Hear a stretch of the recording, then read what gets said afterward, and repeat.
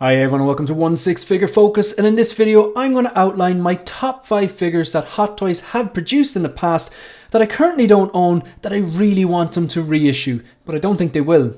Let's get started.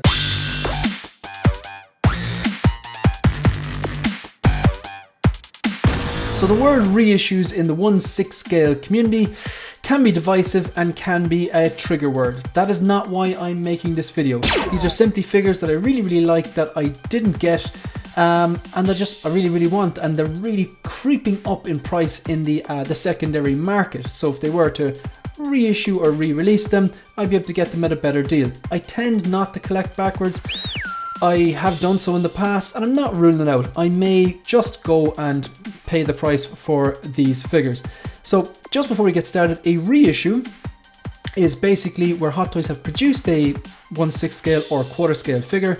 It's sold out and they see some sort of demand for it in the market, and the price tends to crawl up a lot of the times, and then they reissue it and they re-release it basically. Sometimes it can be a straight reissue where they re-release and they don't really change anything, or sometimes it can be a 2.0 where they re-release it and tweak and improve some things. Kind of like the Nightmare Batman. The coat on the Nightmare Batman was inaccurate, and a lot of people didn't like it, so when they reissued the Nightmare Batman, although they did it with a 2-pack, they improved the coat. So that's basically it. Another example, say Mark 47, they released it.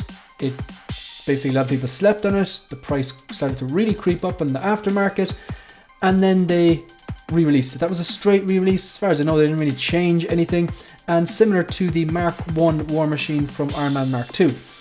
So I personally have no issue with reissues. I don't care. So if you take, for example, that figure over my shoulder there, that is the Sideshow exclusive die-cast Iron Man Mark 6 from Hot Toys. It's a special edition, came with the fancy base and all the extra accessories and all that kind of stuff. Fantastic piece. It's really starting to crawl up in the aftermarket.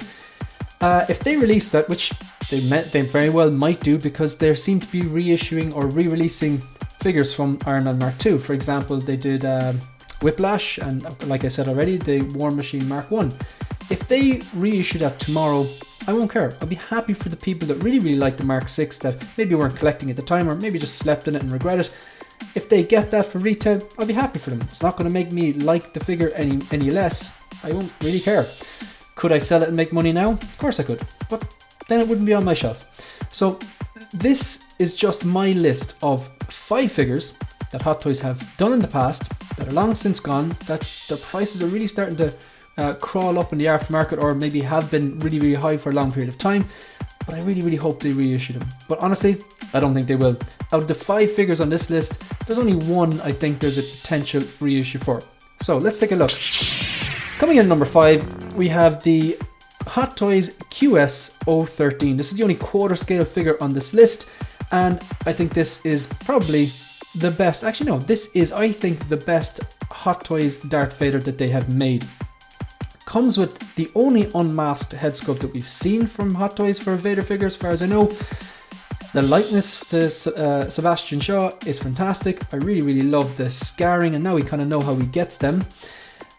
I love this look. I've looked at this particular figure many a time. The price is starting to crawl up in the aftermarket. It's not ridiculously high, it's still achievable. This one is one I may well work backwards on, but I don't think I'm going to pull the trigger on it. Next year, 2023, is 40 years, the 40-year anniversary since Return of the Jedi. So if they do the same thing that they did for the 40th anniversary of Empire Strikes Back, we might see a kind of a series of Hot Toys dedicated to the 40th anniversary of Return of the Jedi. We might see this a straight reissue, like they did with the Dark Knight trilogy Batman. It wasn't too long ago that they actually basically put that out, the quarter scale version of the Dark Knight suit, or actually the Dark Knight Rises suit, actually the second version of the Batman suit in that trilogy. They've just gone and reissued that. Granted, you have that new base, so it's more like a 2.0. They have improved it. It's not a straight reissue, but like, thankfully, that's one that came out, and I just straight away hopped on that, because that's something I want to have. I really want to get. It wasn't a day one or anything like that, but it was close enough back in the days when I was pre-ordering. So this is number 5. I really hope they do this. Either just give us a reissue of this, or maybe a 6-scale version. I think a lot of people would be happy with a 6-scale version of this, because I don't think they've ever done a 6-scale version with this, no they haven't actually, with this head sculpt. So that's one. Taking a quick look at what he comes with. So obviously he has the swooshing lightsaber, the regular lightsaber. He has the traditional original trilogy or Return of the Jedi version of Darth Vader. Comes with a quite big base. This actually, I have the quarter scale Mark III behind my screen here, and it kind of reminds me of a similar style of base. I think they had like kind of an arc reactor here. Did your basic stand, and then you could actually disconnect the big stand, and I just used the basic stand, but with the big stand you have like this kind of an arc reactor thing that lights up, and then you have the like Ironmonger's arm and stuff like that. It's quite cool. But so this is their traditional original trilogy look, obviously based on a likeness from Return of the Jedi. Trump card has to be this completely unmasked head sculpt of Sebastian Shaw as he appears in Return of the Jedi. You can kind of put this kind of almost like a half mask, so you have like this the Vader mask on the front but still reveals the scar. We've seen some of that in the original trilogy as well. Obviously you have the lightsaber hilt and all the kind of the accurate likeness, the chest box, and then the belt, I think that lights up as well. You also have a bunch of swap out hands. You can't see them but they're behind me here, and then obviously you have the no swap out hand, literally not a swap out hand, just a straight no hand. Coming in at number 5 we have MMS 203 DO5. That is the Robocop. It's a die-cast version and comes with the chair.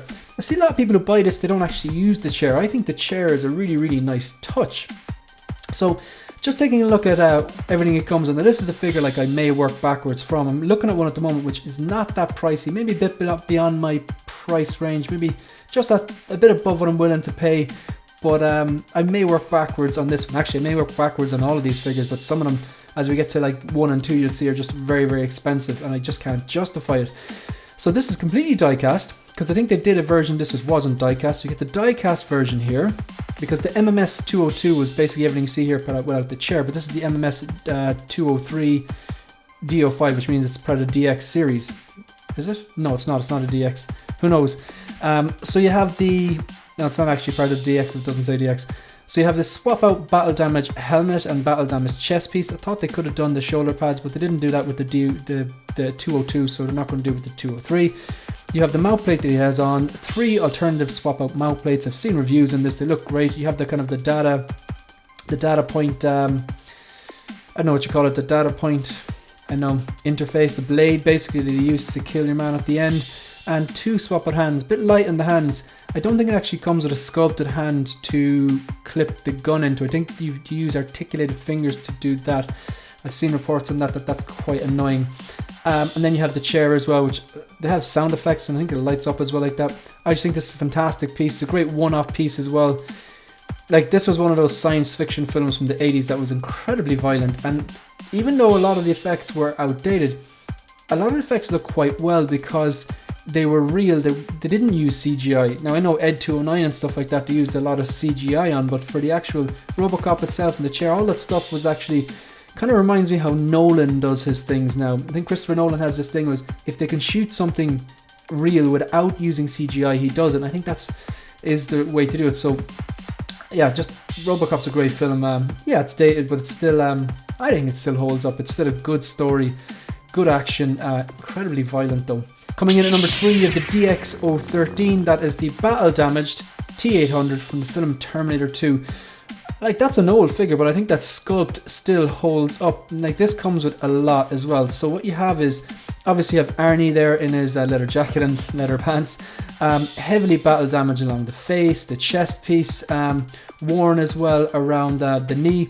You have, it says 2 arms here, but you also can like take out the arm and put on this, so he's heavily battle damaged from that scene at the end of Terminator 2 where basically one of his arms gets torn off. Comes with like an absolute arsenal. You've got like a machine gun here, you've got another like this is like grenade launcher type thing. I think you've got just a standard handgun. You have that metal kind of rod that he used as well, a bunch of swap out hands, a more battle damaged head sculpt again for the end of the movie. That's the arm there. And it comes up with this. I would never use this. This is the T1000. This from the scene where they're fighting and he punches him and he kind of catches him, molds around them. But look, this is just like Terminator 2, one of my favorite films. I don't think they're going to reissue this. Whatever hope there is for them reissuing that quarter scale Vader, and even that's a stretch. I don't think they're ever going to reissue the Robocop. I don't think they're going to reissue this Terminator as well, which is a pity because I think a lot of people would buy it and it would do well. But then again, for people who don't like reissues, it's not a pity. They're sitting pretty. Coming in at number 2 is the DX08. The 1989 Batman was basically the first movie I ever saw that I remember really, really loving. I was like 4 or 5, I think I was 6 when I saw it. I was way too young to be watching a film that dark. It was quite dark and had some adult themes in it, but just a fantastic film. I think still holds up. The performances of Keaton and Nicholson were fantastic. Even though Heath Ledger is my favourite rendition of the Joker, I really, really like the Nicholson version as well. This figure is amazing. Like, if you just take a quick look at what everything it comes with.